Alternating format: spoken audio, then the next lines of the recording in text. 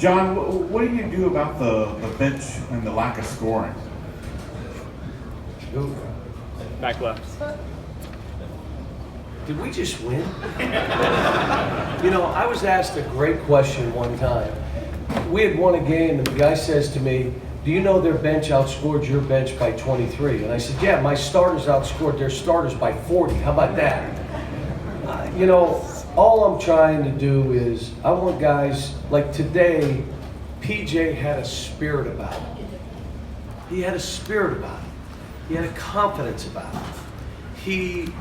He let the game come. There was no tentativeness to how we play. I've been waiting for a year and a half for that. And I told him, he had one stretch where he fumbled a rebound, they kicked it out and made a three. He had another play, back to back to back, boom, you're out. You're not doing that here. But he ends up, I got this. He said, I'm going to get 9 more rebounds in the second. He had 9 rebounds at halftime, and I'm mad he didn't have 12. Think about what I'm saying. At halftime.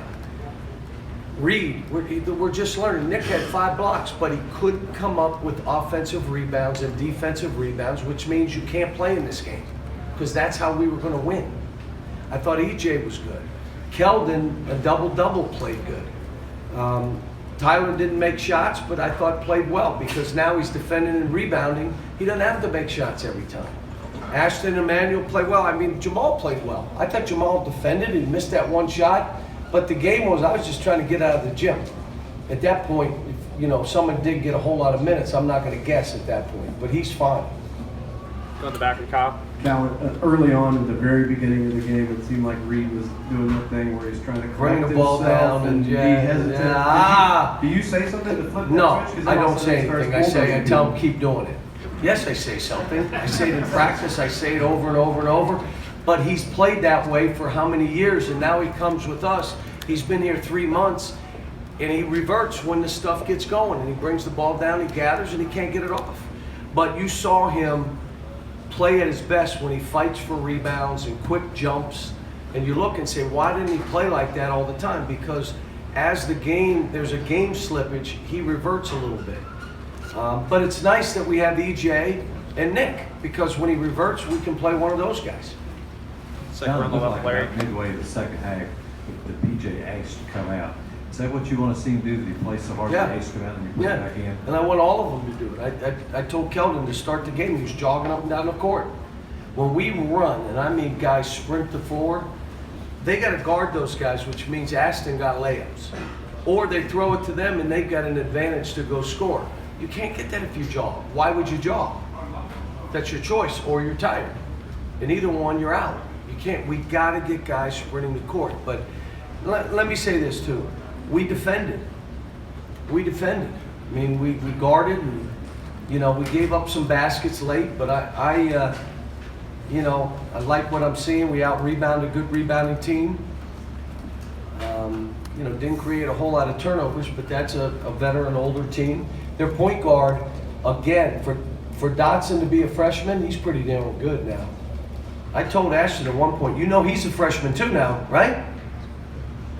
Like, you just act like, well, he's a freshman too. But, like I said, it was a good win for us. Your defense in the last 6 games, all wins, has held the opposition to 61 points or less. Field goal percentage, 40% or less. What are some of the things that are happening now that maybe weren't happening before? Well, we're able to guard the ball. When we went to the Bahamas, we could not guard the ball. But we were playing teams that we could run through. When you come back and you can't guard the ball and you're getting smushed, you have no confidence. So now your team looks like a team that has no confidence. When you have defensive confidence, that bleeds into your offense. Now all of a sudden you're looking at a team that, 11 turnovers, 12 turnovers, 10 turnovers, that plays confident at times. And, the only thing that made me mad at halftime, we got guys that either are in the lodge, in class, or in the craft center. They're 1 of 3. They live in the practice facility. They probably take 5,000 shots, maybe more, a week. Why would you be tentative shooting the ball? You deserve to make shots. I told them at halftime. You're a gym rat, and you go in like tentative. You can't be 0 for 8, guys. You don't have to make them all. You just can't miss them all. You got to make a couple. Second half, we're 4 for 10. That was the difference in the game. If we go 0 for 10 in the second half, we lose the game. But this is a good three-point shooting team. That's why I kind of get bothered at times. Again, we're a good post-up team. We're a good driving team. You don't need to rely on just jacking threes. But if you leave us alone, if you trap the post, if you collapse your defense, we're good enough to make those shots. Go to the middle with Kent. John, Lawson got his numbers, but did you feel like that coming into this thing with the waves that you could throw at them inside, that you could control the paint like you guys did? Well, I'll tell you what Diedrich is, and I've known he and his brother for a long time. He's a relentless player. So how many rebounds did he get on the second and third bounce where everybody else stops and he just keeps going? He has an unbelievable feel to get the ball in the basket. You know, they're playing him around the goal based on they have to. But that kid can shoot threes, he can beat you on the bounce, he is a really, really good player. And we did throw different guys at him. We tried to throw some length at him. Nick had 5 blocks.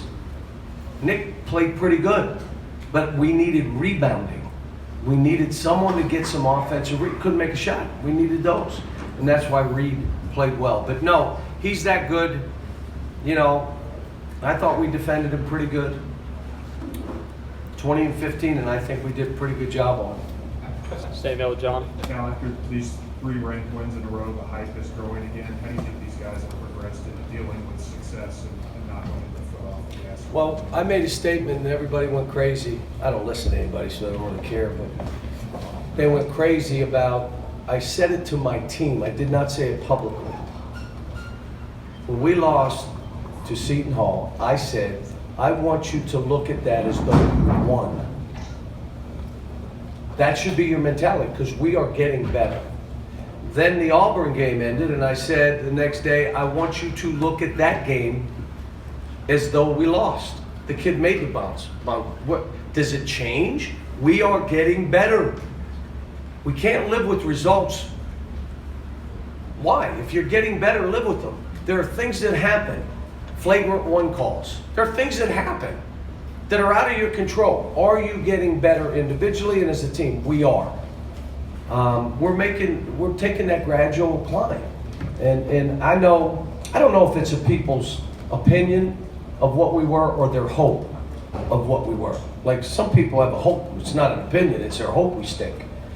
And that, I think, played into it early, but how many years have I been here? It's your 10th season. This is 10? It's 10. It Times feels 7, like 70. 22. It's only 10? Only 10. Times 7, 70 years. Dog years. Jerry on the left. John, what do you think of the atmosphere, the fan involvement and all that? Oh, it was really good. I thought game day was really good. They said it was one of the best game days they've had. There's never going to be another one where there's 22,000 like we had the first time we came here. I can't remember what year it was. We had 22,000 at game day. These people thought we're all nuts. So today they looked and they said, Coach, this is a big time crowd for us. So, you know, I want to thank the fans. They came in and they got their free ice cream. So now in 3 weeks we have game day again. Maybe. You think so? Maybe. It's not for sure yet. All right, I'm gonna have our president, he's gonna give away free scholarships. Oh, I didn't see you over there, Dr. Caputo.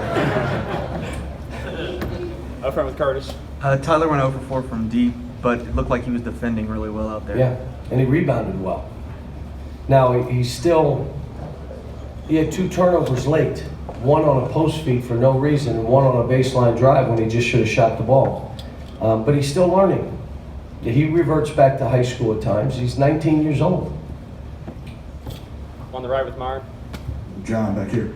When you all lost to Duke in the Champions Classic, a lot of people thought, okay, maybe this team was overhyped. Do you think that could end up being a blessing in disguise for what this team's been able to do since then? I'd rather learn from a close win than an absolute shellacking that we took. But if it does help us, that's great. But there's no solace in what happened up there. We got absolutely clubbed by a very good team. On On the left of Ken. John, you had mentioned the 0 for 8 3-point shooting in the first half, and Keldon himself, he had missed a bunch of shots in a row. He got that late basket in the first half. Do you think that did something for his confidence, or was it just a matter of getting better shots out of the offensive? I think you have to ask him, but you know, as a coach, you're challenging him. Like, dude, you deserve to shoot well. So go in and let it fly. And I don't like when guys pass up shots, they ball fake when they're wide open. And the reason they do it, they don't want to take that shot. But then I'm not leaving you in the game. Shoot the ball. You don't shoot that, you ball fake and you drive in and try to do it, I'm taking you out. You were open, why didn't you shoot? Well, I thought, no, you did not want to shoot. You should be confident. You're shooting 6,000, 7,000, 5,000. Shoot the ball. We have that kind of team. Now, I don't want to take 33s. I want us to take between 20 to 23 threes a game. That's plenty. There may be a game we take a few more because we're shooting out of our minds. There may be games where we're at 18 because we're not making shots, or it's better off posting the ball than doing anything else. But this is one of my best, can you imagine this? My best three-point shooting teams. One of the best I've had here. Time for one more. Curtis. Speaking of confidence, PJ hit 4 free throws late, kind of impressive. Is that good for him, considering what happened to him last year in the tournament? The option would be bad, but yeah, it's his.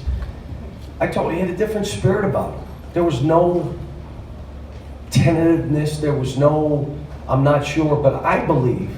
We showed he and Kelvin on tape last game, flying down the court. I'm telling you, flying. And when we showed the team, I said, you mean you're that fast? You're that fast. You and Keldon are that fast. Well, then why aren't you running like that? And so I think when he plays at a different pace, a different level of intensity, a different level of bouncing and alertness, I'm telling you, he's as good as anybody in the country. He is. When he doesn't, he's okay. He's just okay. So that becomes, what do you want? And then when you play that way, the hard thing is to live up to that and have to do that all the time. Really hard. That's when you become special, where you thrive in that environment. I'm going to show everybody every game who I am, versus I'm a little tired today. I'm just going to kind of, well, if you want to be one of those guys, thrive in that. And I was proud of him today. And he did some of it in the second half against Mississippi State. So hopefully he's breaking through right now. And I think being in practice against Reed, Nick, and EJ every day, they're all getting better. Every one of them are getting better. All right, thanks, folks.